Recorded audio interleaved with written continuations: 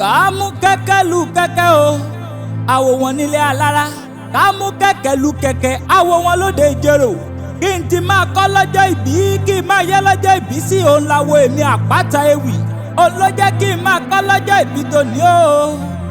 Ọmọlẹ́wà àpèkáde, arẹwà lóbìnrin apọ́nbẹ́pọ̀rẹ́ olójú èdè ẹlẹ́rìn ẹ̀yẹ. Ọmọ wọn nílẹ̀ Ìbàdàn, ọmọ agbẹ́sọ́sọ́ ogun mọ́sá, ọmọ agbẹ́yà yàmọ́yà. Ọmọ òkè gúlútú ibi ẹtí ń bò sábàrí, ó sábàrí òkúkú ní kọjá olóko sì ní kéré.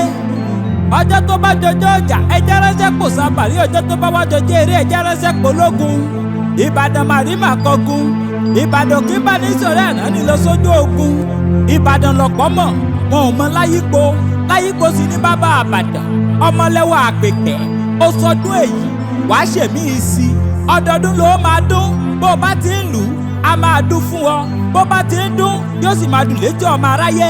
Ìwọ onífàyè rẹ tọrẹ fọmọ ẹlòmíì, orí olórí oníbàṣe rẹ ṣe. Ọkọ ọba, àdá ọba kò ní sá ọ lẹ́sẹ̀. Òní fẹsẹ̀ ẹlẹ̀ kó fẹnu kọ, atẹnu àtẹsẹ̀, òní fi kankan kọ. Okú ọdún okú ìyèdún. Happy birthday to you and I wish you long life and prosperity. Ìgbà ọdún kan ni.